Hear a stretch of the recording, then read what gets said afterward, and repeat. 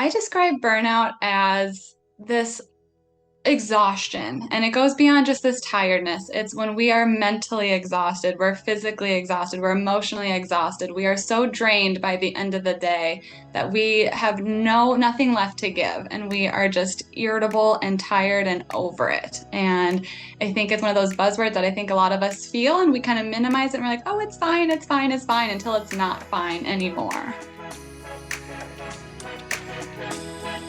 Welcome back to the You Need a Counselor podcast. This is a show presented by Heart and Solutions Counseling Agency. We release new episodes every Sunday at 5 p.m. Central and encourage you to batch up that laundry, put away the dishes, plan for the week ahead, or do any other task that might seem daunting while you give our show a listen. You might just be encouraged to call your therapist, connect with this week's guest, or seek out those services you've been considering for a while but haven't made the commitment to yet.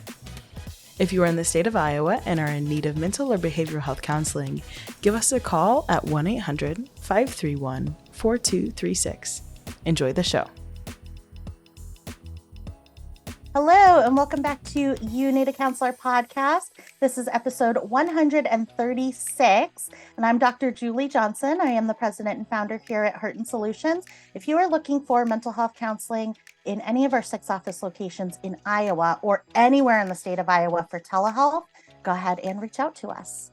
And I'm Krista Hunt. I am our Vice President in charge of our Behavioral Health Department at Heart and Solutions. And this is our podcast, You Need a Counselor. So we are a podcast designed for people curious about counseling, but have barriers keeping them from experiencing the benefits of counseling.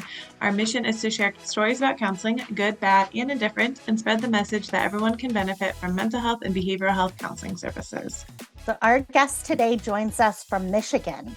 But if you're in Michigan, you can go ahead and look up this licensed therapist. You can meet with her in Michigan. But also, if you're in Oklahoma, if you're in Florida, Delaware, or South Carolina, you can also start doing online sessions with our guest today. So from Michigan, we've got Alicia Johnson. Now, Alicia Johnson is a licensed marriage and family therapist. She's an LMFT. And we don't always hear that term when it comes to counseling. You know, we might have heard of licensed counselor or social worker, but she is an LMFT, which is a licensed marriage and family therapist. She has experienced burnout as a therapist.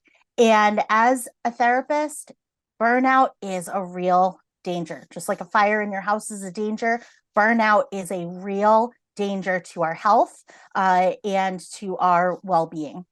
And so she's had that experience of being a burned out therapist and now has used that experience to build a company for herself where she helps other people to cope with the things that she had struggled with. So she specializes in women's mental health and empowering people to take care of themselves.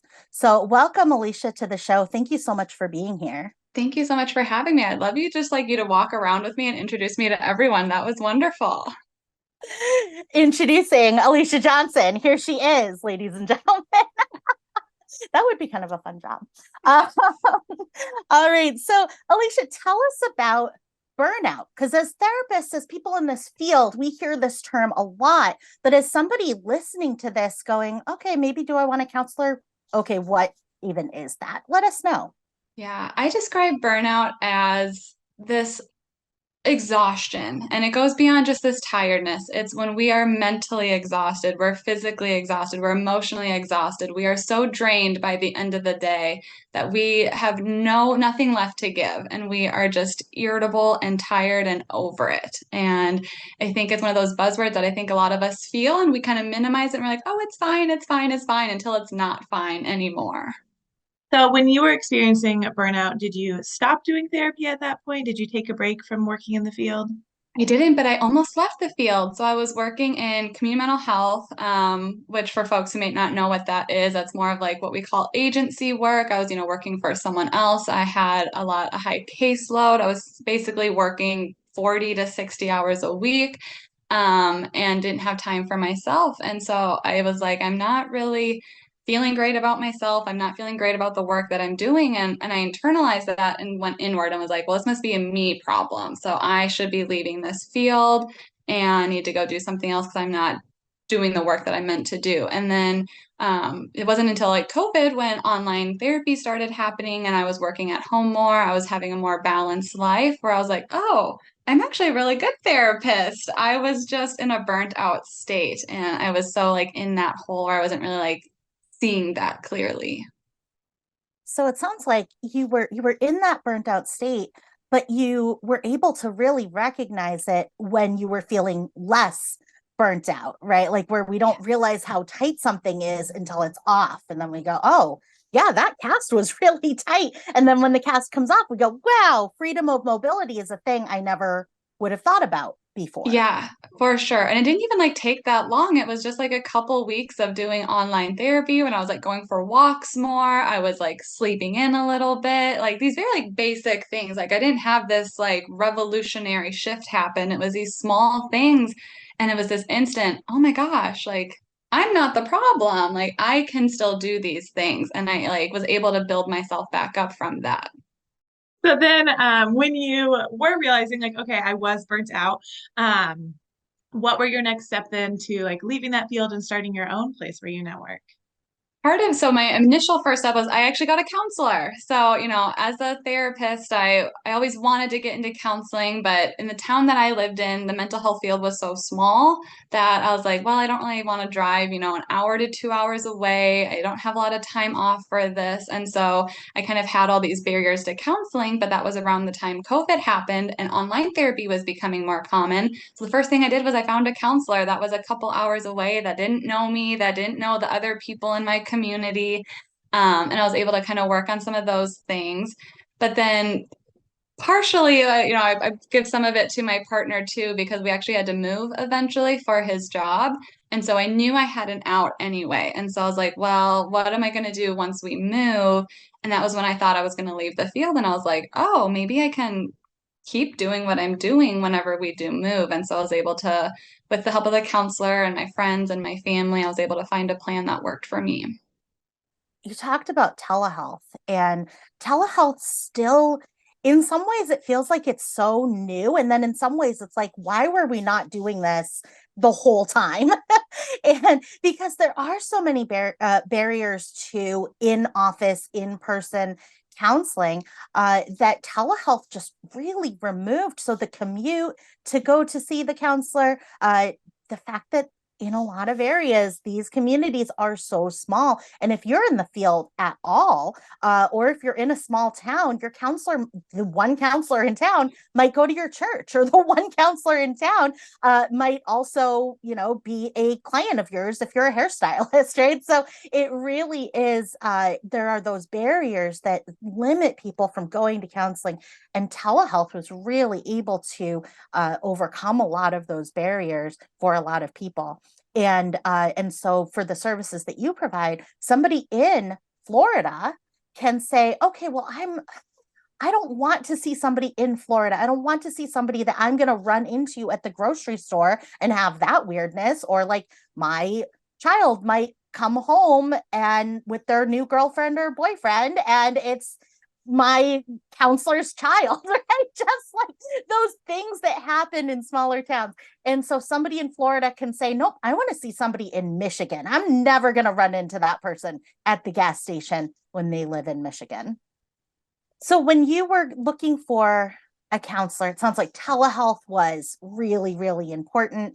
And so what are some of the things that you were able to say, okay, telehealth is working for me. Telehealth is a useful tool because it's new for everybody.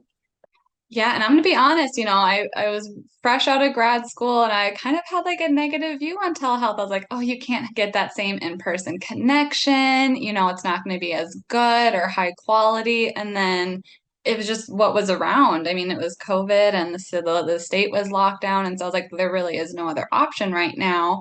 And so I tested it out. I that also helped with the transportation thing, but instantly I was able to kind of still get a connection from people. I found a really good fit therapist that was really important to me, and I was able to still feel that comfort and that connection, and like she understood what I was saying even though we were on a Zoom screen. And now you offer telehealth therapy yourself as well. So how is that working with telehealth clients and building that connection? How do you get past that barrier? I was really hesitant. I was like, oh, I don't know if I'm going to be able to maintain this online practice, especially now that the world is starting to reopen a little bit more. I'm like, oh, are people going to need in-person stuff? But I haven't found any lack of connection with folks. I find that people can still feel comfortable. They're even more comfortable because they're in their own house sometimes. They've got their pets around. They're not going to this other space that is unknown and new to them. And so much of it is just I'm still able to use other things besides that physical connection. So, I'm repeating the words back to them so they know I'm hearing them. I'm nodding along. I'm working on eye contact. I'm remembering things that they've told me. And so they were building that connection through those other tools that us therapists have. Yeah, I think it's such a great point that you're highlighting where when we're in our own home, there's such a difference there. And we do behavioral health intervention for children, and that's an in-home service. And so when the counselor goes into that house to do work on those behaviors with that child, the dogs are all barking and the TV is blaring NASCAR. And there's not a space to sit down and do a worksheet, right? So we carve one out. And there are all of those things that are real life that sometimes get lost in translation when we go into a neutral space or a counselor's space. And so as a counselor, we can really get that feeling of, what is this person's real life about? What does that real life look like? Versus when as a client, we go into an office, now we've got to kind of try to communicate that in some way. And a lot of it does get lost. So I think that what you're highlighting there about telehealth is so important. The comfortability of it, the ability to be able to have our current coping tools so that my cat's been running around this whole time on the ground, right? Because she it's comforting to me to have her around. So I think that's such a great point. And so now you specialize in working with women, and you specialize in helping people to take care of themselves. What are some of the challenges that you see specifically with the clients that you specifically work with? Yeah, that's a great question. The biggest thing that immediately came to my mind is that a lot of women that I see, guilt is the biggest thing that comes up for them. So these are busy women. They're the type A, they're achievers. They've worked their whole life getting good grades, prioritizing school work. Now they've got families and they're caregivers. And the last thing that they will ever think about is taking 30 minutes for themselves. And I'll, check in and be like, hey, what have you been doing for yourself? What self-care are you doing? Are you, delegating tasks? People, oh, no, I can't do that. I can't do that. I took, 30 minutes for myself and I felt so bad afterwards. I'm like, well, it's not even like a good self-care time because if you're feeling bad, that's not really recharging our cup. And so honestly, that guilt, I think, is the biggest one. Because if it's something like time, most of my people can figure out time management. If it's these other logistical things, they can figure that out. But it's that deep guilt that really I think is that biggest barrier. Once we can shine that and overcome that, that's when I see this big transformation happen. Do you think guilt is more like a women's issue over men clients that you've had in the past? Why do you think it's more like towards women clients that you work with? I think men just experience guilt in different ways. So I don't want to, make the statement that like, oh, men don't feel guilty for some of those things. I think there's different societal pressures that I think a lot of men in our society take on. But I don't know if I do see it more in that like taking time for themselves. I think men have been able to get those, and I think a lot of it is like their work also incorporates that. I think like when men are in work, we see, business going on the golf course and business lunches and things that it's not always like they can be a little bit more social and fun when they're working, whereas women, I don't feel like we can be as fun. We have to be more serious to be taken serious. And so then we don't get those fun, like, we're going to go networking at, a networking lunch with our friends and our bosses. Like, we don't really see that as often. Absolutely. So is you use the word self-care, and I've noticed here in the last maybe 5, 10 years that self-care has kind of become a dirty word. It's kind of become an eye roll kind of word. Can you tell me, are you experiencing that in your practice and in your focus, or with the people that you work with, that barrier there when it comes to that word?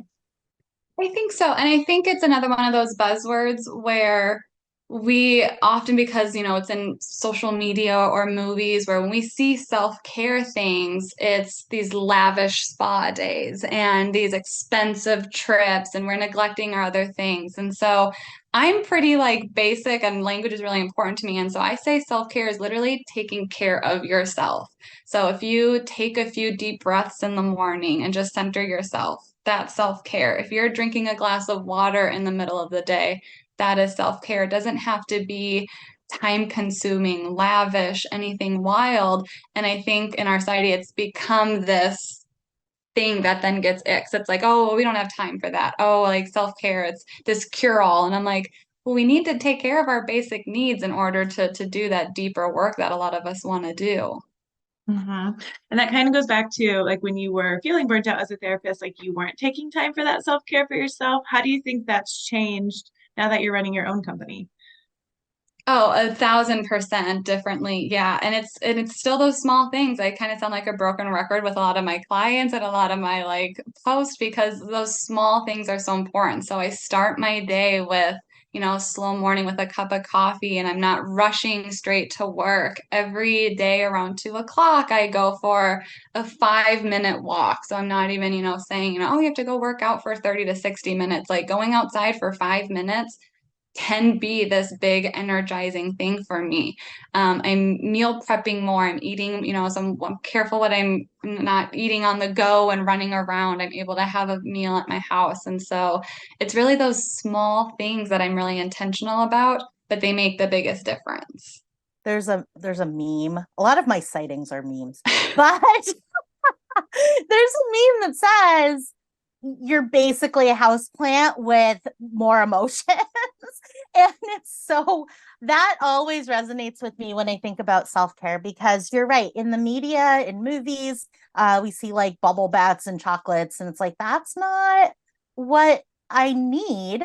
And so when we think about ourselves as, and I think as women too, productivity, right, has become so uh large in terms of identity as women, right? And so productivity, being productive, being efficient, hustling, all of those things have become somewhat of an expectation in the minds of a lot of women.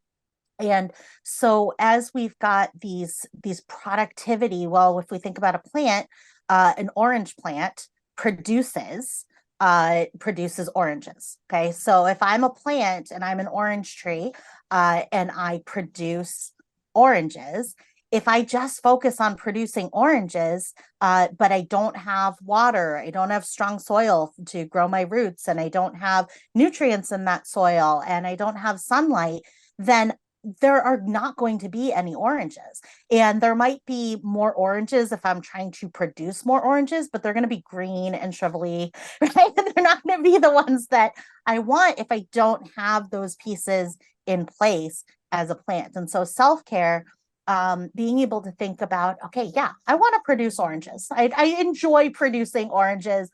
Oranges are great. But in order to do that, I've got to have the water, and literally as human beings, like drinking water is a self-care, that can so easily get overlooked for a day, 2 days at a time. And so drinking water and eating the nutrients. So for that orange tree to get those vitamins out of the ground in the soil, being able to eat those nutrients that we need is crucial to being able to produce those oranges. Funny story, my daughter the other day said, when will you take me to an orange factory where they what so I can see how they put the skin on the orange? I was like, what? We need to go to Florida. I need to show you an orange. We live in Iowa. She's never seen an orange tree in her life. She knows how mulberries grow. She knows how tomatoes grow. And so I said, oh my gosh, I need to that's a thing we're doing now. I'm going to show you an orange tree. Oh, that's precious So, though. but I love kind of your approach to that self-care because you're acknowledging like, yeah, it's not logistics, it's internal. And you discussed in the beginning, you said you were internalizing those feelings. And some of those feelings that you brought up are guilt.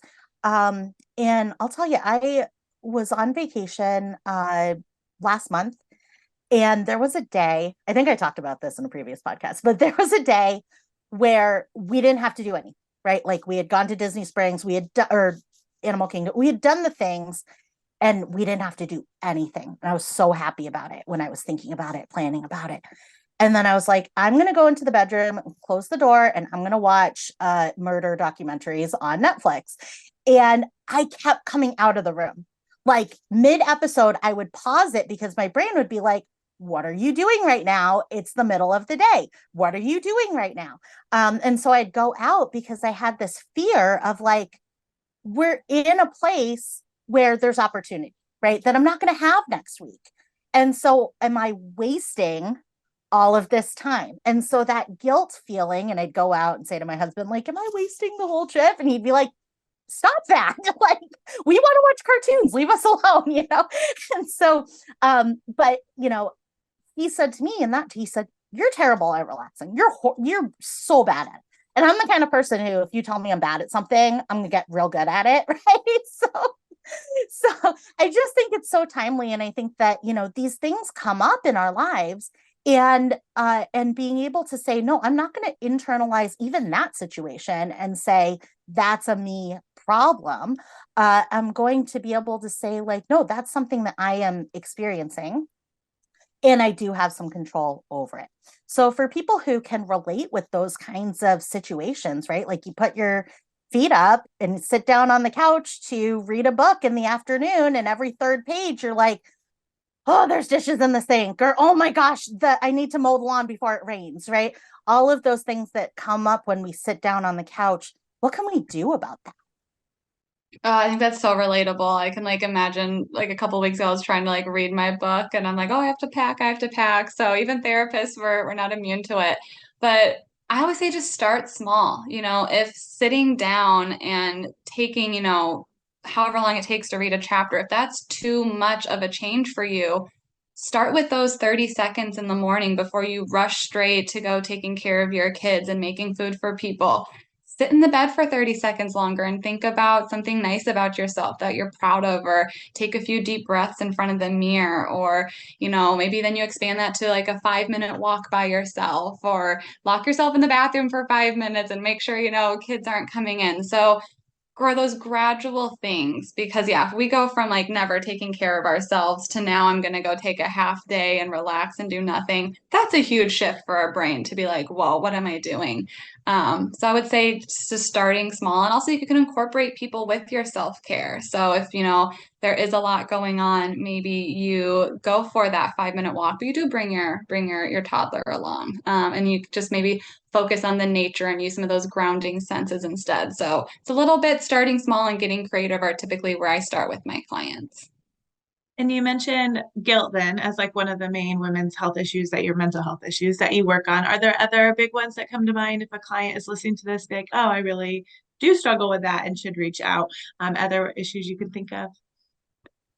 Think the other thing that comes to my mind is when I start doing this, sometimes like, oh, but that won't work for me, or oh, like I won't even like it's not nothing's gonna work. I'm stuck like this. So almost this helplessness, and this defeatedness, which I also hear a lot in this burnout of, because you know something's been like this for so long, or we're so used to kind of pushing it aside and minimalizing it, that then it's like, oh wait, it caught up to me, you know, now I'm so far in, I'm so broken, there's so much to work on, and it could become really overwhelming.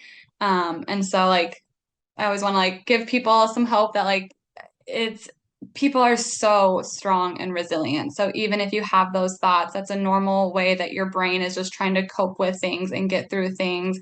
And like therapy and therapists can help with that even. It's like you're not broken, you're not too far gone. And I always say it's easier on the outside to say that. So I'm like, you don't have to believe that yet. I'll believe it for the both of us. And then eventually your brain's going to shift and it's going to be like, oh, okay, I got this. Absolutely. That's so real, that feeling of helplessness. And it's not true, but the feeling is very powerful and the feeling feels absolutely real. And if somebody tries to argue with us and go, no, you're not hopeless, you're not helpless, right? It feels like you don't know my situation, right? So I love your approach to that. And instead of saying like, no, you're not, saying like there what can you do? Like, can you do 30 seconds? Like, can you do that? Can you do 5 seconds? And really being able to help get, because the idea of, oh, I'm going to sit and read a chapter of a book can feel so overwhelming, like you said, that it can feel like there's no way, right? I can't do that, but I can read one paragraph. Like I can read for 30 seconds, right? And so I love that, breaking that down. And a lot of the habits, a lot of the addictions and challenges that we kind of see have to do with needing to take breaks. Our human need to take breaks to rest our brain. If we feel guilty when we do it, if we feel guilty saying, I'm going to take a 5-minute walk in the afternoon, I'm going to lay down and close my eyes for 10 minutes in the afternoon, I'm going to read 3 pages so that I can take a break. If we feel guilty doing that, then so often it comes out in other ways. So it comes out in, well, I feel bad sitting on my couch and closing my eyes for 5 minutes. But if I go have a cigarette break, oh, now I'm productive though, because I'm getting my right. Like I'm going outside, I'm getting my cigarette break, I'm talking to my boss, right? And so now I'm productive and I'm getting a break. If I say, oh, I'm gonna look at my phone then, right? Like my brain is shut down. I'm gonna go look at social media, right? And we feel, it feels like it takes away that guilt feeling, because it's like, well, I can justify to myself I need a break, and so my body's going to take a break and my mind is going to take a break whether I allow it to or not. And so if it comes out in, well, I'm going to look at my phone because my brain needs to be quiet for a minute, but I can still feel productive while I'm doing that, right? I can still feel productive while I'm scrolling emails on my phone that I don't have time or the bandwidth to respond to right now, right? I can feel productive if I look through Instagram and catch up on things, right? And I will never one of my favorite things that Krissa has said. Krissa over the last 11 years has said so many things that like stick in my head. One of them, one time you said, Chris, you said, oh, I was behind on my likes. And I was like, oh my gosh, that is so, I can relate with feeling behind on my likes, on like liking other people's stuff, and so I think that even with that, like we can feel like, oh, well, I'm being productive, right? While my brain is like, you need a break, whether you want one or not. I can still look at my phone and go, oh, I'm being productive. Or I can eat chips in the afternoon and be like, well, I'm being productive because I need to eat, right? And but it's that way that our brain is going to turn off, whether we do it intentionally or whether our brain is just like, this is a human need, you need to do it, so I'm going to create a way for that to happen. So I love the 5-minute walk. I love the, I'm going to sit and read 1 page or 30 seconds of this, because it is that intentional break so that our brain doesn't have to say, oh, well, now I need to look at my phone for 5 minutes, right? Now I need to go do something else that isn't going to necessarily serve me the way that just sitting down for 5 minutes will. And I think a lot of times the no time situation, you talked about, how we can usually logistically figure out, okay, well, what time am I going to give to this, right? But for a lot of people, that boundary, that barrier is, I don't have the time. I don't have the time for self-care, right? I don't have the time to make food. It's 3 o'clock in the afternoon. What's in the fridge, right? Or what's in the cabinet? And so how do you help those that you work with to find that time or protect that time for themselves? That's a good question. Normally we just talk about like values and priorities. And so like there's just like realistically, sometimes there isn't time, like people are busy these days. You look at like these households and it's two working parents with 40 hours a week, and the kids are in extracurriculars. And I've seen some of these like color-coded calendars that some people have, and I'm like, oh, you really like do not have 5 to 10 extra minutes to spare. And so that's where that creativity is. And it's maybe lowering some expectations then of, okay, well, maybe we're not going to do all the things, but can we prioritize this season of life where we're practicing gratitude and saying, hey, even though we're busy, we're creating these experiences and I'm grateful for these opportunities. And then eventually, I would say we have to shift back in other seasons. So it's okay to have busy seasons. If you really are so busy, that's life sometimes. Eventually, we have to kind of like, it's almost like riding a bike. We're going to lean on one side a little bit, but eventually, if we lean too far, we're going to fall over. So we have to lean back. And so maybe that's a family vacation or a long weekend, or you take a mental health day when you can, or you take a half a day, because we have to eventually lean back on the other side. And so I never like try to argue with people about if they have time or not, because I don't think that's a helpful thing, but it's maybe getting creative or practicing those more creative things like the gratitude, those more mental self-care things that they can incorporate throughout the day. And then sometimes we can just find small moments again where it's okay, can we shift something around? Can we delegate some things? I think that's a big thing that, a lot of the moms I work with have some struggles with. And so we say, hey, we're going to hire someone here. We're going to ask for help. That's a really big thing. So you can take a quick shower before you go to bed. So those are kind of where I start with folks. Yeah, absolutely. What are some suggestions? I know you mentioned like asking for help, but for those people who are like not wanting to delegate at all, what are some ideas or suggestions you might give those people? I've been that person sometimes. I definitely have those people in my life. So it's a real thing. That's where I say like incorporating others with self-care. So self-care doesn't have to be an isolating thing, especially if you've got family, you're teaching your kids the value of healthy movement in our life. So that's where maybe, you put on a silly song and you have a dance party with your kids. Like that's playfulness, that's joy, that's movement. Like those are good things to be, you're taking care of yourself, but you're also modeling that for your family.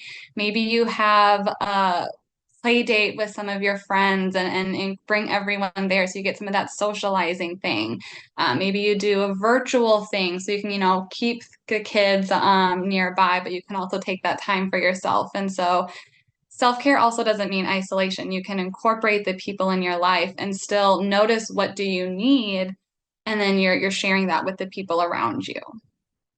Absolutely. And I love that you validate that there are people whose schedules are so packed, and it takes time to, even when we start to delegate, it takes more time up front. It's front loaded. And so it's more time and more energy we have to put in to get that system in place. And then the payoff might not be for another 3 months, right? And by that time for us, we're in the holiday season, right? That's our busy season. So I like that you're validating that, because that is a real struggle.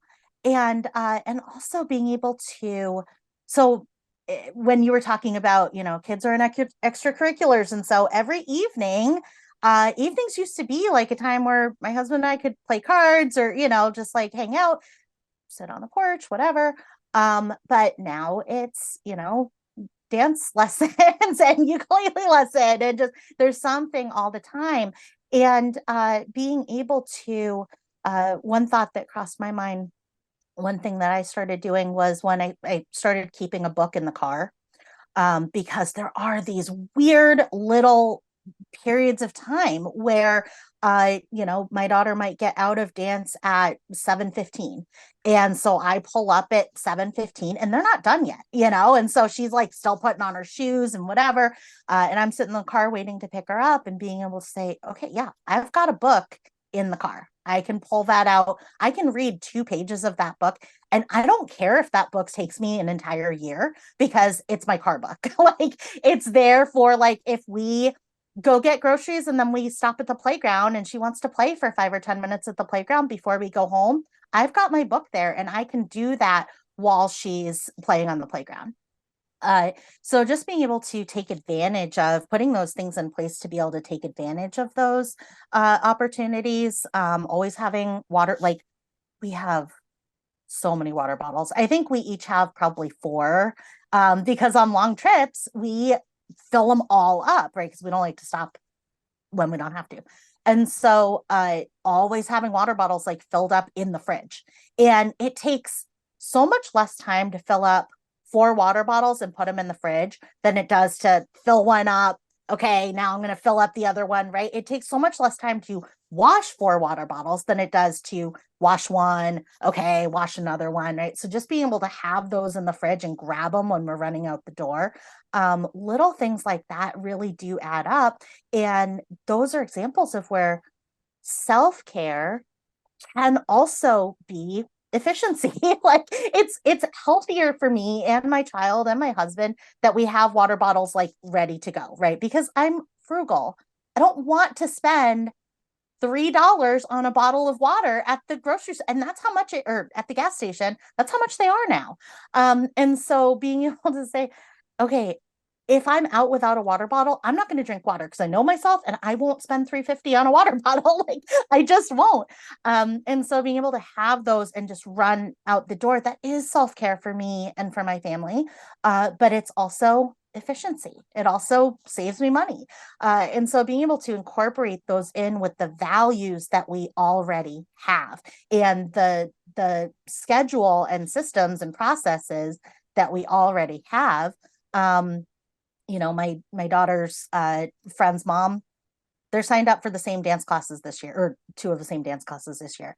And so we were like, okay, Thursday nights, we're walking during dance class, right? Because we've got a 30-minute window for the first dance class, and then there's like 10 minutes in between, and then we've got another 30-minute window after that. And so we're going to walk for that first 30-minute window. And it's built in. And what you were talking about with socializing, making it social. And that helps with our accountability, but it not only feeds our body to walk during that time, it also feeds that social need as social beings to kind of have that standing walking date. So I just really like the validation that you're doing, because it is so much more than just do these things, right? Who has time for that? Like nobody does. Well, and I love your view on the efficiency, because one thing that I tell my clients too is like self-care can be things for future you even. So like I meal prep every Sunday. And so while that's like a lot of work, it's, getting the groceries, it's cutting the things up, it's cooking, like that's a good chunk of time. And while it's not necessarily always fun in that moment, I don't have to think about that for a couple days then. So that is future me self-care, because it takes things off of the plate when I'm busier in the week and I'm working all day. The last thing I want to think about is what I'm going to cook. And so it is these different mind shifts of how can it be efficient? How can this be within my values? How can future me or things like that? And it's not these always bubble baths and nail salons that we often see. Love that. We always used to say on the show, we don't, it's in the intro now, so we don't always say it now in the show, but we post these episodes on Sunday nights. Sunday nights, these episodes come out, and we always encourage people like batch up whatever task you don't like doing, right? Like put away your clean laundry on Sunday night. Don't waste a Wednesday evening putting away laundry. Batch that up, do it one time, once a week, and now you've got outfits made for the week, right? Or the meal prepping, do that once a week, and fill up all the 12 water bottles, right? Put them in the fridge, and just do it once a week, because it makes that week go so much faster. And if you've got something, and it doesn't have to be this show, but if you've got a show like this where it's like, okay, we come out on Sunday nights, there's going to be a new episode to listen to as you do the thing, right? Or if you're like, oh, I really like watching, I'm so old, I like watching Gossip Girl, right? Or I really like watching whatever show it is, right? And your guilt brain will not let you sit down and watch an episode of that, let alone watch the entire season of that. You can say, well, that's my meal prepping show, or that's my treadmill show, or that's my putting away laundry show. And the idea that, oh, I get to watch another episode on Sunday while I'm doing meal prep or while I'm putting away laundry, it is such a motivator and can really, really help with that, because yeah, I get the enjoyment and the self-care and the relaxation of getting to watch that show and enjoying that show. But that guilt brain isn't yelling at me the entire time, right? Because I'm putting away laundry, right? I'm being productive. So being able to pair those is so helpful.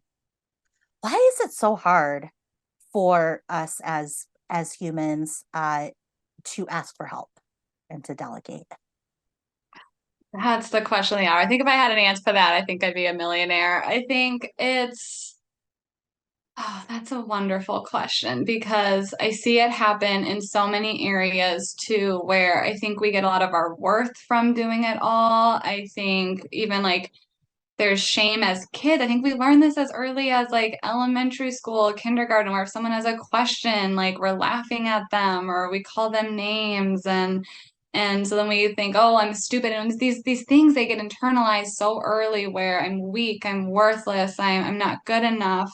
And then that grows into, a grown adult not being able to ask for help with the laundry. And I think you mentioned something earlier too, where it's this mental load too. So it's like we have these systems in place. And so sometimes it takes more work to notice that something needs to be done, ask someone for help, explain how it's done. And now this one task is now like four tasks, and it's just easier to do it ourselves. So I think there's like some of that logistics and mental load aspect of not wanting help, but I think it does go deeper where we then think, oh, I'm not a good enough mom if I can't do all the things. I see on Instagram these perfect families. Why can't I do that? And then we feel that shame. So I think it's definitely like a two-faced thing.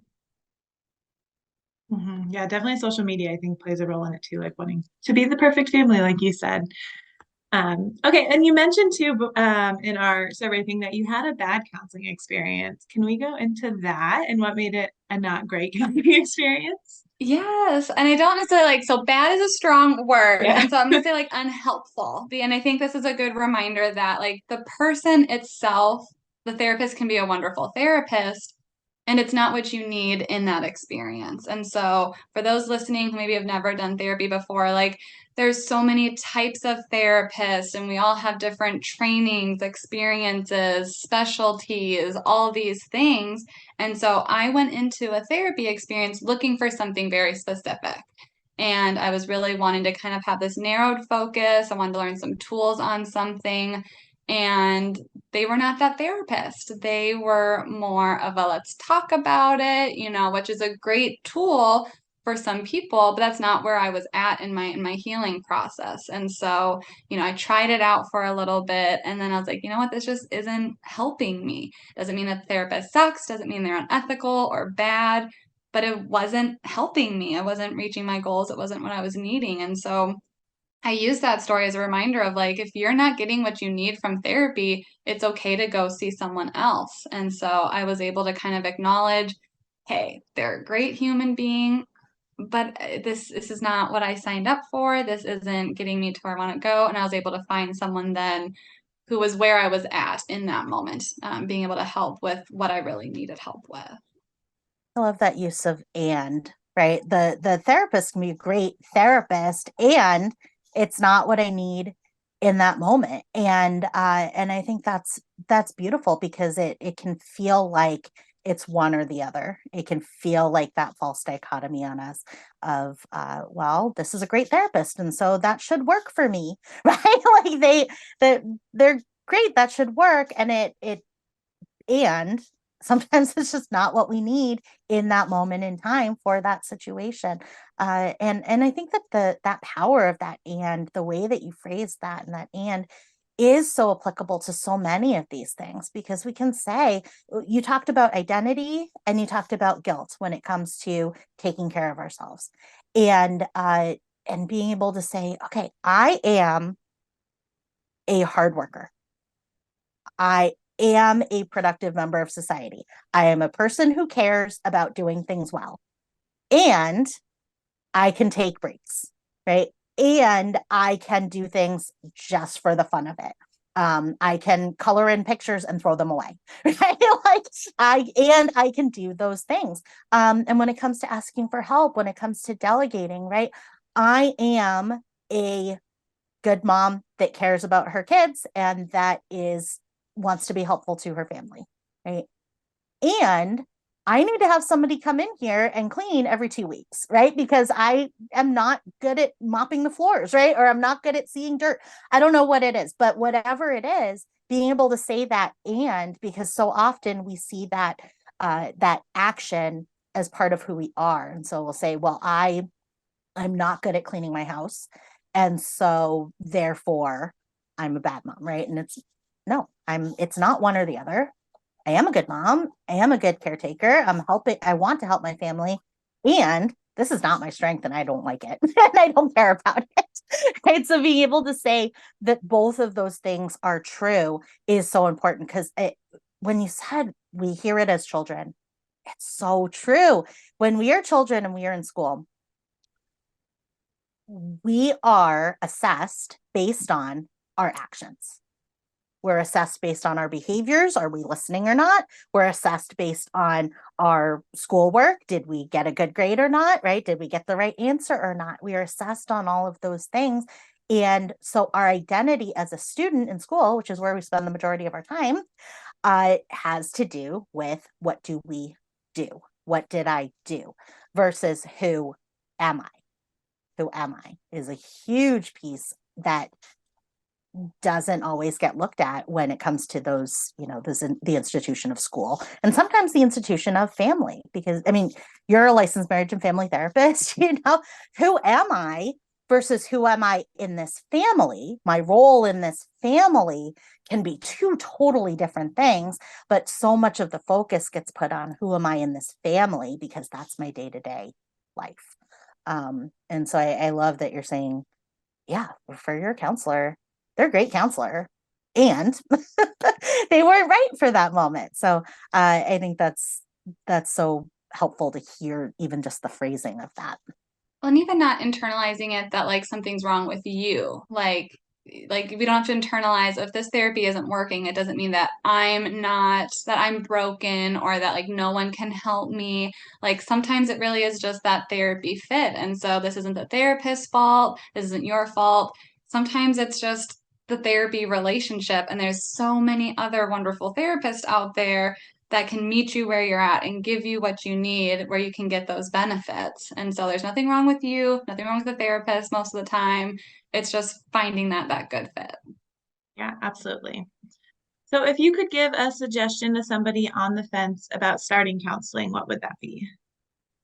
I might be biased because I really do believe in the mission of this. Where like I think everyone can benefit from therapy, but I would say just try it, like most therapists are not as scary as we seem. And so give it a shot for, I say, like 3 to 4 sessions. Because normally that first one, if we're really nervous, it's going to be a little weird no matter what. But give it a shot for 3 or 4 sessions. And if you don't like it, then that's okay. But go into it. You don't have to share anything that you're not comfortable sharing. So I always tell people like you get to go as deep as you want these early sessions. I mean the whole time, but it's like you don't have to go in session one telling me your deepest, darkest secrets. You can start kind of at a surface and we can work our way down. And so just trying it, seeing if it feels okay after a little bit. And if not, then you can say you've tried it. And I also kind of pair that with likely most people in life experience hard things. And so you've dealt with uncomfortable feelings before, you've dealt with discomfort before. And so, like, I know people are resilient and strong and have those tools to be able to navigate that weirdness that might come up in that first session for people. Absolutely. I love that. Trying it is so different than doing it. Trying it is way less scary than doing it, right? And That's committal. that's right. Yeah. For my daughter, like if she looks at a food that I'm eating, which is like the majority of the time, and she's like, bleh, I say, you have to try it. Right? Trying it is so much less intense and so less overwhelming than eating it. I'm not going to ask her to eat it, but I will ask her to try it. So I think that really, really applies to counseling. So that's such a great point. And then, yeah, we can do hard things. And we don't hear that all the time. We hear this is hard, or we tell ourselves this is hard. So I can't do that. It's hard. and the mantra and the belief and the idea that I can do hard things. Yeah, this is hard, and I can do it. And when I was working in BHIS, in behavioral health intervention with young kids, that was a mantra we did all the time, was this is hard, because they'd say, oh, this is hard, right? I can't do that. And I'd say, yeah, this is hard, and I can do it. This is hard, and I can do it. And adding that, and I can do it, on every time my brain says, this is hard, I don't like this. Being able to just add that, and I can do it, is so helpful. So I love that about therapy too. What a great way to think about it. So if you are in Michigan, if you are in Oklahoma, Florida, Delaware, or South Carolina, you can reach out for online telehealth counseling with Alicia. So you can go to www.aliciajohnsononlinetherapy.com, or on Instagram, you can go to Alicia Johnson, LMFT, licensed marriage and family therapist, on Instagram there. So Alicia, thank you so much for being here. This has been wonderful information. We appreciate it. Thank you for having this. Has been a blast chatting with you guys. I'm Alicia Johnson, and I need a counselor. Awesome. I love it when counselors have counselors. Mm-hmm. And I think it should be a requirement. Yeah. I agree. And I'm Krista Hunt. And I'm Julie Johnson, and we need a counselor. And so do you. Thank you for listening to the You Need a Counselor podcast. We are so grateful that you're here. Now, we want to hear from you. Text us or give us a call at 515-650-3231. You can also find and connect with You Need a Counselor on Facebook and Instagram. If you've enjoyed today's show, please take a moment to like, review, or leave a comment, as all of these things help others to find and benefit from the podcast as well. If you're in the state of Iowa and interested in mental health counseling or behavioral health intervention services, give us a call at 800-531-4236. And if you're a provider seeking play therapy CEUs, you can find us on patreon.com/youneedatraining. We'll see you for the next episode, Sunday at 5.